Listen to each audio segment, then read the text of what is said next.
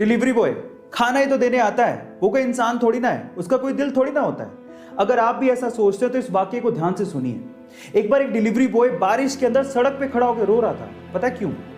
क्योंकि वो खाना देने में बारिश की वजह से लेट हो गया। कस्टमर ने खाना ही नहीं लिया और ना ही पैसे दिए। उस खाने का बिल जानते कितना था? 3800 रुपए, जो कि अब उस डिलीवरी बॉय की सैलरी से कटने वाला था, जिसकी खुद की महीने की सैलरी 10,000 रुपए। अब आप सोचिएगा कि वो डिलीवरी बॉय क्यों रो रहा था। गाइस, भूख लगी आपको, बारिश में खाना ऑर्डर किया आपने और पेट पे लात मार दी उस बेचारे के। ये सही नहीं है। गाइस, इस वीडियो को इतना शेयर करो ना कि अगली बार कोई ऐसा करने की हरकत ना करे। दिल बड़ा रखो, क्योंकि यही लोग हैं जो आपकी प्यास और भूख मिटाते हैं। गाइस, ऐसी वीडियोस के लिए YouTube पे हमारे चैनल को सब्सक्राइब कर लो। और अगले गाइस, एक जिंदगी की पहेली पूछता हूं। मान लीजिए कि आप कार से जा रहे हैं और भयंकर तूफान आ रहा है और आप अचानक से बस स्टैंड के सामने से निकलते हैं और वहां पर 3 लोग खड़े हैं। पहली एक बूढ़ी औरत जिसे तुरंत अस्पताल ले जाने की जरूरत है। दूसरा वो आदमी जिसने कभी जिंदगी में आपकी जान बचाई थी। और तीसरा वो व्यक्ति जिसे आप जीवन साथी बनाना चाहते हैं। अब अगर आपकी कार में सिर्फ 2 लोगों के बैठने की जगह हो तो आप किसे बिठाएंगे? ये सवाल है। आराम से वीडियो को पॉज करिए और फिर जवाब दीजिए। चलिए मैं आपको इसका आंसर बताता हूं। देखिए, बहुत सिंपल है। आप उस व्यक्ति को कहेंगे जिसने आपकी जिंदगी बचाई थी कि वो कार चलाए और उस बूढ़ी औरत को हॉस्पिटल लेके जाए, और आप अपने जीवन साथी के साथ बस स्टैंड पर वेट करेंगे उसी व्यक्ति का, ताकि वो वापस आए और आपको लेकर जाए। गाइस, ऐसे अमेजिंग प्रश्नों के लिए हमारे चैनल को सब्सक्राइब कर लीजिए। और अगर आप लोग इन फ्यूचर किसी भी एयरलाइन की सस्ती टिकट खरीदना चाहते हैं तो ये फैक्ट वीडियो आपको बहुत काम आएगी। अब इसके लिए आपको क्या करना है, अपने ब्राउजर में जाके इनकॉग्निटो मोड यानी कि गुप्त मोड को ऑन करना है और वहां पे जाके टिकट्स को सर्च करना है। अगर आप लोगों ने ऐसा नहीं किया तो कंपनीज को पता लग जाएगा और वो आपको महंगी टिकट्स ही दिखाएंगे। इसके अलावा आपको क्या करना है, आप हमेशा टिकट को आधी रात में बुक करिए, क्योंकि आधी रात में बहुत ही कम लोग ऑनलाइन होते हैं, जिससे आपको टिकट सस्ती मिल जाएगी। ये फैक्ट जान के आपको कैसा लगा, चैट सेक्शन में लिखना मत भूलिएगा। गाइस, कभी कभी क्या आपको भी ये लगता है कि आपका मोबाइल वाइब्रेट कर रहा है, जबकि जब आप अपने मोबाइल को चेक करते हो तो उसमें कोई वाइब्रेशंस होते ही नहीं है।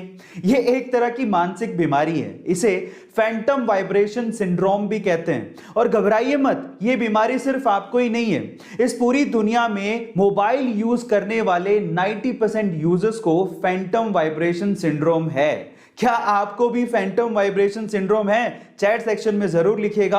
और ऐसी अमेजिंग फैक्ट्स के लिए YouTube पे हमारे चैनल को सब्सक्राइब कर लीजिएगा। वॉरेन बफेट एक ऐसा नाम जो कि अमीर लोगों की सूची में शुमार है, और इन्होंने सक्सेस पाने के लिए एक सक्सेस मंत्रा दिया है। इस रूल को वो 5/25 रूल कहते हैं। ध्यान से सुनिएगा ये रूल क्या कहता है।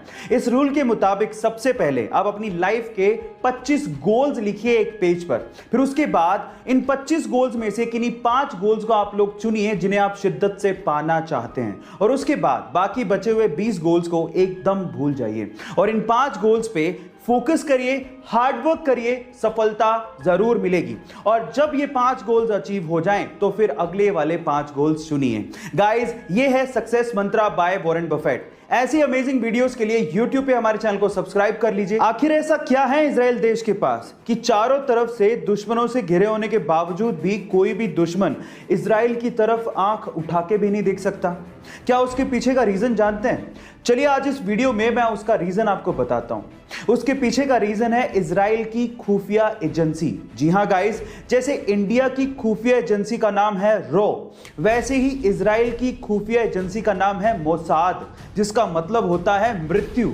गाइस, ये इतनी खतरनाक खुफिया एजेंसी है कि इजराइल का दुश्मन दुनिया के किसी भी कोने में छुपा हो उसे ढूंढ के सीधे ऊपर पहुंचा देती है। इसीलिए इस खुफिया एजेंसी को दुनिया की सबसे खतरनाक खुफिया एजेंसी कहा जाता है, और इसी वजह से कोई भी दुश्मन इजराइल की तरफ आंख उठा के नहीं देखता। गाइस, ऐसी अमेजिंग फैक्ट्स के लिए YouTube पे हमारे चैनल को सब्सक्राइब कर लीजिए। और अगर गाइस एक रियल इंसिडेंट बताता हूं। हुआ कुछ यूं कि 4-5 साल के एक छोटे से बच्चे के साथ एक मां जेब्रा लाइन क्रॉस कर रही थी। जैसे ही मां जेब्रा लाइन क्रॉस कर रही थी तो सामने से आती एक गाड़ी ने मां को टक्कर मार दी, जिससे मां और बेटा दोनों सड़क पे जाके गिरे। इसके बाद छोटे से बेटे ने जो बिहेवियर शो किया उसे देखने के बाद आप लोग हैरान रह जाएंगे।